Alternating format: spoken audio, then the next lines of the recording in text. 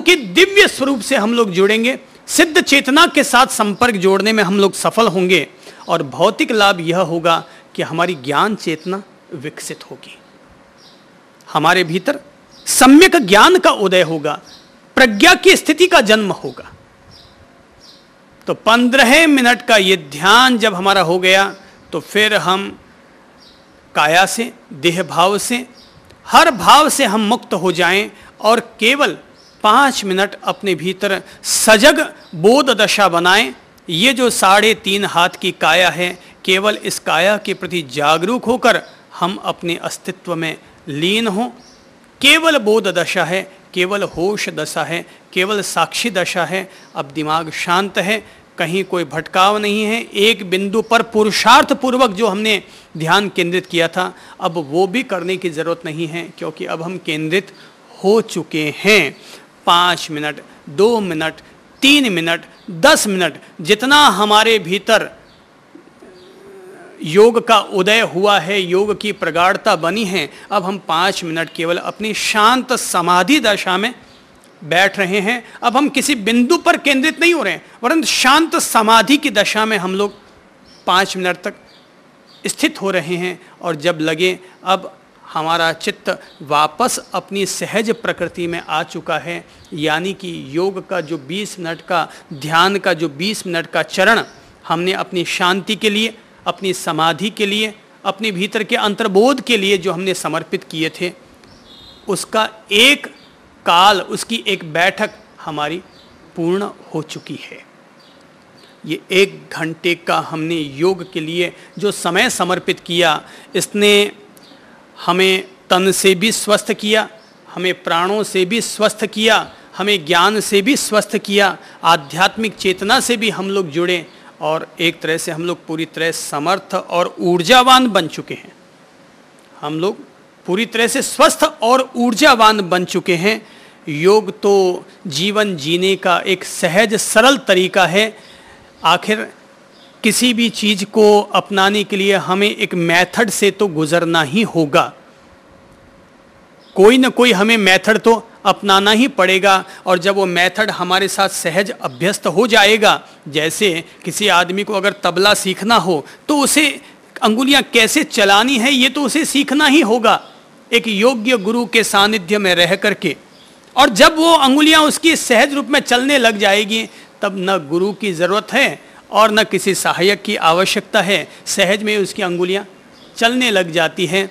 तो जब तक हमें योग का पूरा अभ्यास नहीं हो जाता तो 15 दिन, 1 महीना या किसी भी एक अच्छे गुरु के सानिध्य में, किसी भी कैंप में, शिविर में ज्वाइन करके और हम लोग योग और ध्यान और प्राणायाम को पूरी तरह ढंग से सीख लें, फिर तो ये हमारे जीवन के ऐसे अभिन्न अंग हो जाएंगे जैसे सूरज का प्रकाश सूरज के साथ रहता है, इंसान की छाया इंसान के साथ रहती है, फूल की खुशबू फूल के साथ रहती है, वैसे ही योग हमारे खाते पीते उठते बैठते जगते करवट बदलते हर रूप में हमारे साथ रहेगा। इसीलिए तो कहते हैं हंसी बा खेली बा धरी बा ध्यानम, तुम हंसते खेलते हुए भी ध्यान धर लोगे।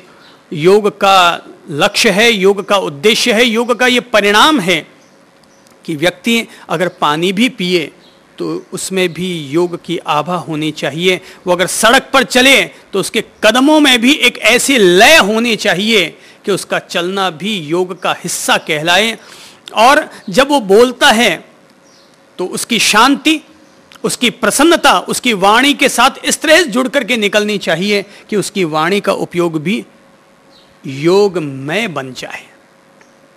तो अर्थात जो हमारे मन को दुरुस्त करे उसका नाम है योग, जो हमारी वाणी को ठीक करे उसका नाम है योग, जो हमारी काया की मरम्मत करे उसका नाम है योग, जो हमें हमारी आत्मा के करीब ले जाए उसका नाम है योग, जो हमें प्रभु की भक्ति से जोड़े, जो हमें प्रभु के साथ एक लय करे उसका नाम है योग। बगैर योग के इंसान का जीवन एक चलती फिरती लाश की तरह हो जाता है, पर अगर योग हमारे जीवन के साथ जुड़ जाता है, योग का अर्थ ही होता है युज्यते इति योगः, अर्थात जो हमें जोड़ता है उसका नाम योग है। तो जो हमें जीवन के साथ जोड़े, अमृत के साथ जोड़े, उसका नाम योग है। अगर आपको लगता है ज़्यादा अभी कोई अवसाद है, तनाव है, तो मैं तो कहूँगा हास्य योग भी 1 मिनट का अवश्य कर लो, ताकि खुल के हंस लो।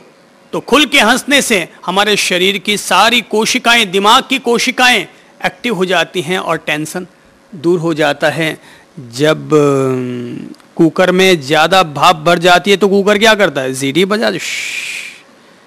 तो हमारे भीतर भी ज़्यादा भाप भर जाए तो हम क्या करेंगे? एक सीटी बजाएंगे। खुल के हंस लिए, खुल के हंस लिए, यानी ये भी योग है।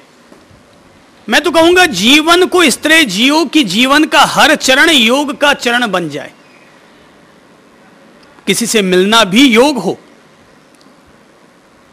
इत्तेफाक से यह मत समझो कि बस ठीक है मिल लिए चले गए वो आ गए, नहीं, उसमें भी योग की आभा होनी चाहिए। तो आपका खान पीन, रहन सहन, पहनावा, हर एक के पीछे योग की आभा जरूर होनी चाहिए। अर्थात दिन भर मत खाते फिरो। योगी जैसे दिन भर नहीं खाता है वैसे दिन भर खाते पीते मत मरो। सीमित भोजन लो। अभी मैं एक योगी की बात पढ़ रहा था 2 दिन पहले ही, जिसमें उन्होंने कहा कि सुबह का नाश्ता लेना समय की बर्बादी है। सुबह का नाश्ता लेना समय की बर्बादी है। मैं पढ़ करके चौंका, पर मैंने आनंद भी लिया इस लाइन का कि सुबह का नाश्ता करना समय की बर्बादी है। वो कहते हैं 2 टाइम खाना खाना पर्याप्त है इंसान के लिए। एक बार सुबह खा लिया, एक बार शाम को खा लिया। बोले और कितना खाओगे? पूरे विश्व में मैं आपको बता दूं इतना भोजन नहीं किया जाता जितना हमारे हिंदुस्तान में किया जाता है। हालांकि तपस्या भी जितनी हिंदुस्तान में की जाती है उतनी विश्व में कहीं नहीं की जाती।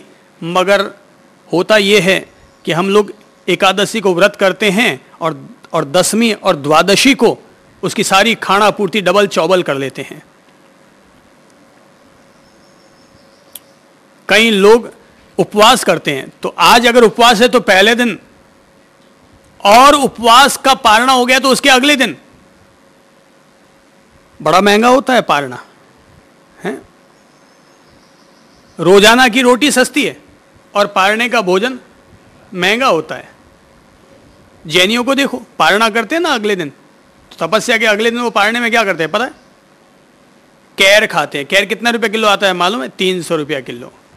उकाली पीते हैं, गरम मसाला देते हैं, उसमें घी डालते हैं, मूंग खाते हैं, मोगर लेते हैं, एक खाकरा और चाहिए, मुंह साफ करने के लिए पापड़ और चाहिए, और रूटीन की जिंदगी में 4 रोटी खाई छुट्टी हो गई। तो पारणा महंगा होता है। ठीक है, जो करते हैं उनका आनंद है, उसका भी एक आनंद है। कैर का भी फायदा है, मूंग का भी फायदा है, घी का भी फायदा है, सब चीज़ों का फायदा है। पर 2 टाइम खा लिया, बोले पर्याप्त हो गया। एक बार सुबह खा लो, एक बार शाम को खा लो। सीमित भोजन, ये योग है कि हमने आहार पर अंकुश लगाया, कपड़ों पर अंकुश लगाया। तो जो लोग जैसे हिंदुस्तान में नाश्ता करते हैं, सुबह उठते ही लोग क्या करते हैं पता है? चाय पीते हैं। सुबह उठते ही चाय पीते हैं, उसके बाद नाश्ता करते हैं, नाश्ते के साथ फिर 1 गिलास दूध लेते हैं, फिर 10 बजे ऑफिस जाते हैं तो खाना खाते हैं, फिर दोपहर में साथ ले जाते वक्त दोपहरी टिफिन और साथ लेके जाते हैं, शाम को फिर लौट कर आते हैं तो फिर भोजन करते हैं और रात को सोने से पहले फिर दूध पीते हैं। तो दिन भर हमारे यहाँ भोजन की प्रक्रिया चलती रहती है। तो हमें एक योगी की तरह जीवन जीना चाहिए। अपने भोजन को सीमित करो, 2 समय खा लो, पर्याप्त मात्रा में जितनी जरूरत है उतना खा लो, दिन भर मुंह मत चलाते रहो। इससे उदर शुद्धि रहेगी, जीवन शुद्धि रहेगी, शरीर शुद्धि रहेगी। अच्छा होगा, सुबह उठते ही स्वस्थ रहने के लिए अच्छा है, आंखों की ज्योति भी बढ़ेगी। रात को आप लोग पानी तांबे के लोटे में छान कर रख दीजिए, और सुबह अगर कब्ज की बीमारी हो तो ज़रूर इसका सेवन कीजिए, और 2 गिलास 3 गिलास खाली पेट पानी पी लीजिए, ताकि भीतर की जो नाली है ना उसकी सफाई हो जाए। भीतर की नाली की ढंग से सफाई हो जाए। 2 गिलास 3 गिलास पानी पी लीजिए। और जो मैं अनुरोध करना चाहूँगा, जो मैंने थोड़ा बहुत जो सीखा है पुरानी किताबों को पढ़कर, इन योगियों की भाषाओं को सुनकर, वो ये है कि मुंह में पानी भरो, तांबे के लोटे में जो हमने पानी रखा था उसको मुंह में भरो, और फिर 1 लीटर पानी पलकों को खोलकर अपनी दोनों आंखों में छिड़को ताकि उसमें ठंडक आए। तो ये ठंडक केवल आंखों को ही नहीं पहुंचेगी, हमारे दिमाग को भी पहुंचेगी। और खास तौर पर जिनको क्रोध ज़्यादा आता हो ना, गुस्सा ज़्यादा आता रहता हो, टेंशन ज़्यादा रहता हो, उनके लिए बहुत अच्छी दवा है ये कि अपनी आंखों को छिड़को, यहाँ की ठंडक अंदर तक भी पहुंचेगी, आंखों को भी रोशनी और ज़्यादा उपलब्ध होगी। तो सीमित मात्रा में भोजन का विवेक हम लोग रखें। सुबह उठ करके लैट्रिन जरूर जाएं, माल को पेट में ना रखें, उदर शुद्धि पहले कर लें, उदर शुद्धि के बाद ही योगासन करें, नहीं तो दूषित वायु हमारे भीतर बढ़ेगी और गैस की प्रॉब्लम खड़ी हो सकती है। योग हमेशा शरीर शुद्धि के बाद ही करना लाभप्रद है। इसके बाद हम लोग कपड़ों के पहनावे में भी ध्यान रखें। एक योगी के कपड़े पहने, यूँ नहीं कि खूब महिलाएं लिपस्टिक लगाती फिरें, खूब नाखूनों को सजाती रहें। एक सहज अपना जीवन जियो। ज़्यादा श्रृंगार करने की आवश्यकता नहीं है, सादगी से बढ़कर श्रृंगार क्या होगा। सादगी अपने आप में सर्वश्रेष्ठ श्रृंगार है। तो अब सहज जीवन, सहज जिंदगी अपनी जियो। साबुन भी सप्ताह में 1 दिन यूज कीजिए, रोज साबुन न लगाएं। रोज साबुन लगाने से साबुन का जो कास्टिक है वो हमारे शरीर को नुकसान देता है। तो सप्ताह में 1 दिन साबुन का उपयोग करें। पर स्नान करने से पहले एक छोटा सा तौलिया वो अपने पास रख लें और पानी में उसे भिगोकर और पूरे शरीर में उसकी मसाज कर लें ताकि शरीर के जो छिद्र हैं वो उस तौलिए और पानी की रगड़ से सारे छिद्र खुल जाएं। तो इससे ये फायदा होगा कि शरीर का मैल बराबर हट गया। शरीर के छिद्र जो हम साबुन का उपयोग करके खोलते हैं वो छिद्र अपने आप सहज रूप में खुल गए। बाकी साबुन लगाने से कोई आज तक गोरा नहीं हुआ है, ये मत समझिए साबुन लगाने से अपन गोरे हो जाएंगे। साबुन लगाने से कोई आदमी गोरा नहीं होता। हाँ, अगर लगता है शरीर में अशुद्धि हो गई, ऐसा वैसा हो गया तो साबुन लगा लें, इत्यादि कर लें। बाकी सप्ताह में 1 दिन साबुन पर्याप्त है। बालों में थोड़ा सा नारियल का तेल अवश्य लगाएं, भले थोड़ा सा ही लगाएं पर लगाएं ज़रूर, ताकि उससे हमारे बालों के जो छिद्र हैं हमारे दिमाग से जुड़े हुए, उन छिद्रों में भी वो तेल का असर पहुंच सके, रूखापन ना रहे, सूखापन ना रहे। तो 2 बूंद ही सही तेल माथे में, बालों में लगा लें। ये हमारे लिए स्वस्थ रहने के तरीके हैं।